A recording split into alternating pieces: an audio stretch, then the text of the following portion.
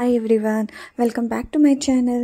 ಇವತ್ತು ಒಂದು snacks recipe and side dish ಅಂತಲೂ ಹೇಳ್ಬೋದು. ಇದನ್ನು ಗೋಬಿ ಮಲ್ಲಿಗೆನ ಮಾಡೋದು ಹೇಗೆ ಅಂತ ತೋರಿಸ್ಕೊಡ್ತೀನಿ. ನಾನಿಲ್ಲಿ ಒಂದು ಹೂಕೋಸನ್ನು ತಗೊಂಡಿದ್ದೇನೆ. ಇದನ್ನು ಚಿಕ್ಕದಾಗಿ ಕಟ್ ಮಾಡ್ಕೊಳ್ತಾ ಇದ್ದೇನೆ. ಇದನ್ನು ಕುದಿಯೋ ನೀರಿಗೆ ಸ್ವಲ್ಪ ಅರಿಶಿಣ ಮತ್ತು ಉಪ್ಪನ್ನು ಹಾಕಿಬಿಟ್ಟು ಇದನ್ನು ಒಂದು 5 ನಿಮಿಷಗಳ ಕಾಲ ಇದನ್ನು ಕುದಿಸ್ಕೊಳ್ಬೇಕು. ಕುದಿಸ್ಕೊಂಡಂತಹ ಕಾಲಿಫ್ಲವರ್ನ ನೀವು ಸ್ಟ್ರೈನರ್ನ ಸಹಾಯದಿಂದ ಸ್ಟ್ರೈನ್ ಮಾಡಿ ಇಟ್ಕೊಳ್ಳಿ. ಮಸಾಲೆಗೆ ನಾನಿಲ್ಲಿ ರೆಡಿ ಮಾಡ್ಕೊಳ್ತಾ ಇದ್ದೇನೆ. ಸ್ವಲ್ಪ ಮಿಕ್ಸಿ ಜಾರಿಗೆ ಸ್ವಲ್ಪ ಕೊತ್ತಂಬರಿ ಸೊಪ್ಪು, ಶುಂಠಿ, ಬೆಳ್ಳುಳ್ಳಿ, ಹಾಗೆ ಸ್ವಲ್ಪ 2ರಿಂದ 3 ಹಸಿಮೆಣಸಿನಕಾಯಿ, ಸ್ವಲ್ಪ ನೀರನ್ನು ಹಾಕಿ ಚೆನ್ನಾಗಿ ರುಬ್ಕೊಳ್ತಾ ಇದ್ದೇನೆ. ಈ ರುಬ್ಕೊಂಡಂತಹ ಮಸಾಲೆನ ನಾವು ಕಾಲಿಫ್ಲವರ್ಗೆ ಹಾಕ್ತಾ ಇದ್ದೇನೆ. ಇವಾಗ ಸ್ವಲ್ಪ ಕಾರ್ನ್ಫ್ಲವರ್ ಹಿಟ್ಟು, ಸ್ವಲ್ಪ ಮೈದಾ ಹಿಟ್ಟು, ಹಾಗೆ 1 ಸ್ಪೂನ್ ಕಡಲೆ ಹಿಟ್ಟು, 1 ಸ್ಪೂನ್ ಅಕ್ಕಿ ಹಿಟ್ಟನ್ನು ಹಾಕಿ ಸ್ವಲ್ಪ ಉಪ್ಪನ್ನು ಹಾಕ್ತಾ ಇದ್ದೇನೆ.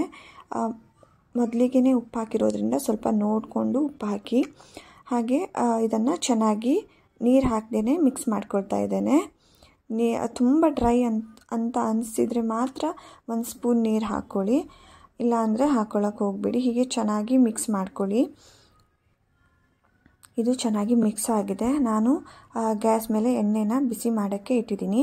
ಇದನ್ನು ಎಣ್ಣೆಯಲ್ಲಿ ಕರಿಬೇಕು. ಎಣ್ಣೆ ಬಿಸಿಯಾಗಿದೆ. ಮೊದಲಿಗೆ ನಾನು ಹೈ ಫ್ಲೇಮಲ್ಲಿ ಇಟ್ಕೊಂಡಿದ್ದೆ, ಇವಾಗ ಲೋ ಫ್ಲೇಮ್ ಮಾಡಿದ್ದೇನೆ. ಇವಾಗ ಕಾಲಿಫ್ಲವರ್ನ ಎಣ್ಣೆಯಲ್ಲಿ ಬಿಡ್ತಾ ಇದ್ದೇನೆ. ಇದನ್ನು ಬಿಡ್ತಿದ್ದಾಗೆ ನೀವು ಇದನ್ನು ಮುಟ್ಟಕ್ಕೆ ಹೋಗಬೇಡಿ. ಇದು ಹಾಗೆ ಒಂದು 5 ನಿಮಿಷಗಳ ಕಾಲ ಇದು ಚೆನ್ನಾಗಿ ಫ್ರೈ ಆಗಲಿ. ಆಮೇಲೆ ಇದನ್ನು ತಿರುಚಿ ಹಾಕಬೇಕು.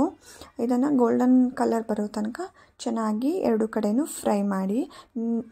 ಇದಕ್ಕೆ ಲಾಸ್ಟಿಗೆ ಸ್ವಲ್ಪ ಕರಿಬೇವು ಸೊಪ್ಪನ್ನು ಹಾಕಿಬಿಟ್ಟು ತೆಗೆದ್ರೆ ಆಯಿತು. ಚೆನ್ನಾಗಿ ಬೆಂದಿದೆ, ಕ್ರಿಸ್ಪಿಯಾಗಿ ಚೆನ್ನಾಗಿ ಬಂದಿದೆ. ಇವಾಗ ಎಣ್ಣೆಯಿಂದ ತೆಗಿತಾ ಇದ್ದೇನೆ.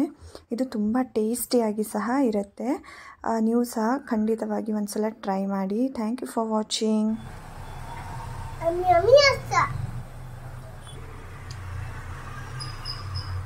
ಧನ್ಯವಾದಗಳು.